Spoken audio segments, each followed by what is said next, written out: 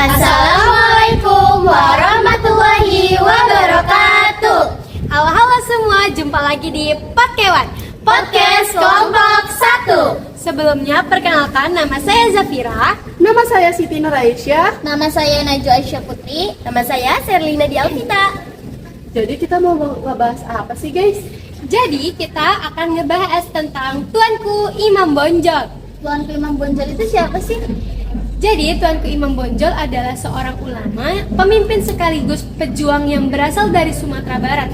Emang iya kak? Iya loh, kamu masa nggak tahu sih? Namanya dikenal karena berjasa selama berperang melawan Belanda dalam peperangan yang dinamakan Perang Padri.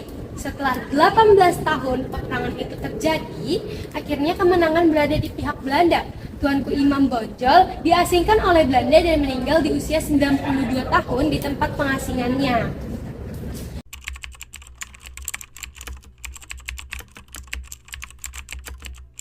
Jadi, Tuanku Imam Bonjol itu lahir di Bonjol, Luhur Agam, Tagaruyung pada 1 Januari 1772 dengan nama asli Muhammad Syihab. Ayahnya adalah Khotib Bayanuddin yang merupakan seorang alim ulama dari Sungai Rimba, Suliki, 50 kota.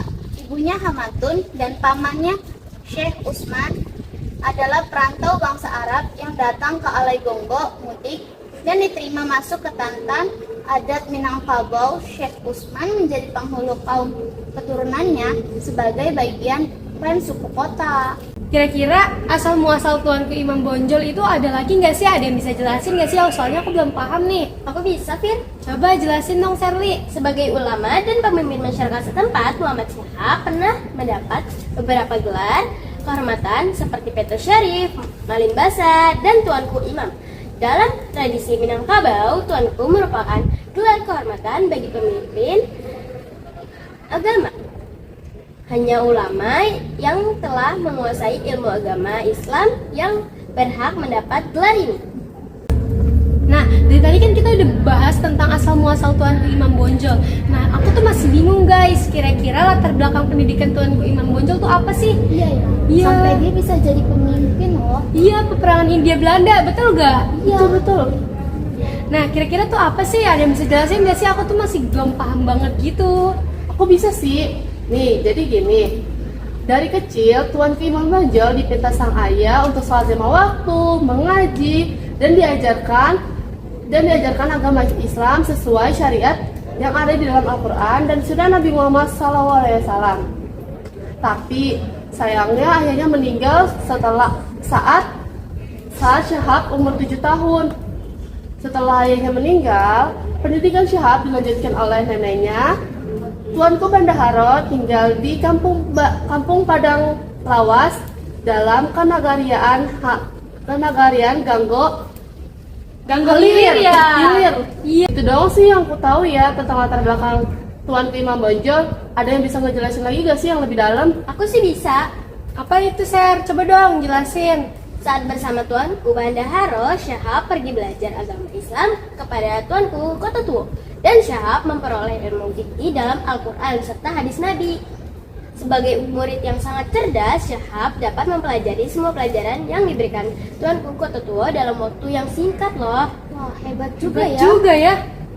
Setelah lulus, akhirnya tugas pengajar Tuanku Kota Tua diserahkan kepada Syihab. Oh gitu. Nah, selanjutnya kepada Tuanku Nan Raceh, Malin Basa menambah ilmu baru di Kamang. Nah, ini yang aku baca di buku itu loh. Kalian inget gak? Oh gitu ya, Jak.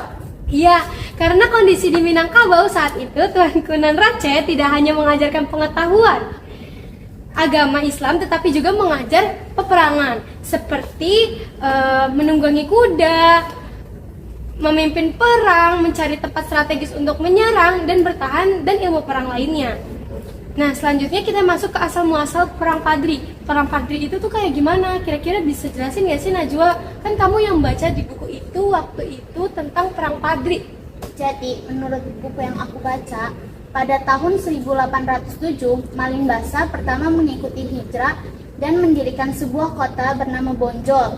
Di tempat ini, gelar baru diberikan, yakni gelar Tuanku Imam. Gelar yang diberikan Tuanku Imam Nandrenceh ini sekaligus merupakan penobatan paling besar sebagai pemimpin di kota Bonjol. Selanjutnya, Maling bisa lebih dikenal sebagai Tuanku Imam Bonjol. Selain menjadi pemimpin umat, Tuanku Imam Bonjol juga mengembangkan usaha perdagangan loh. Iya ya. Iya, pada masanya ia berusaha mengamankan jalur perdagangan di pantai barat dan pantai timur Sumatera dengan bantuan Hulu Balang. Pengembangan perdagangan ini meluas hingga ke Tapanuli Selatan.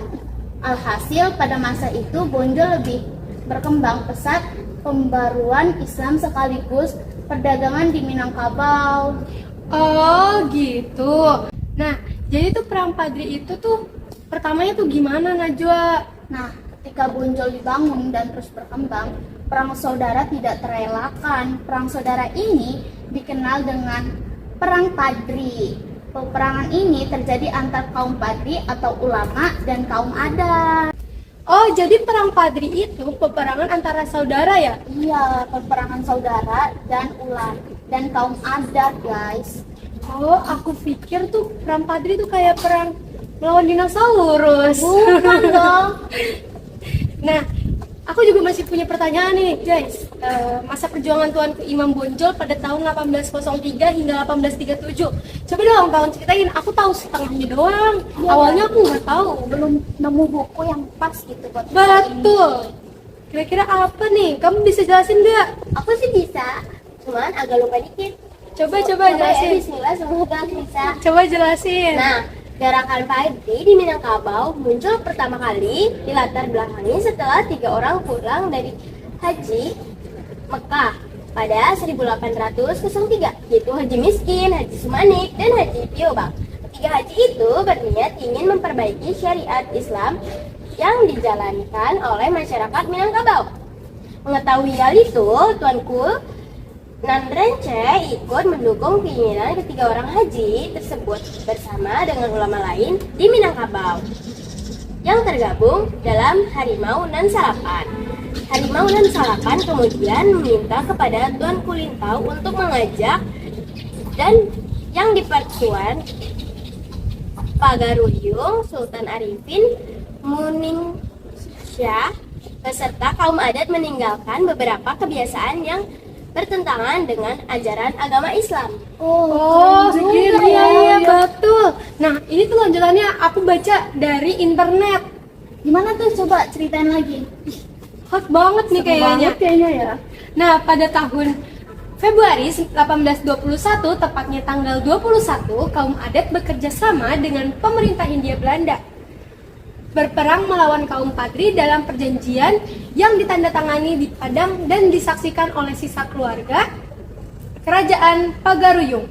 Sebagai sisa keluarga Pagaruyung, kompensasi Belanda mendapat hak akses dan penguasaan atas wilayah Darek atau pedalaman Minangkabau.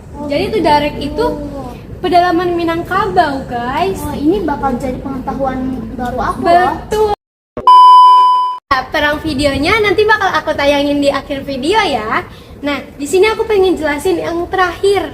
Ini terakhir banget. Pesan yang dapat diambil dari Tuanku Imam Bonjol adalah cintai tanah air seperti mencintai diri sendiri.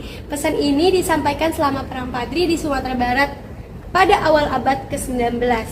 Nah, terus serta itu kita juga nggak boleh perang saudara ya teman-teman. Kita harus terus bersama demi menjaga Indonesia ini agar tetap menjadi satu kesatuan bangsa yang patut dikembangkan ya teman-teman. Iya betul sekali.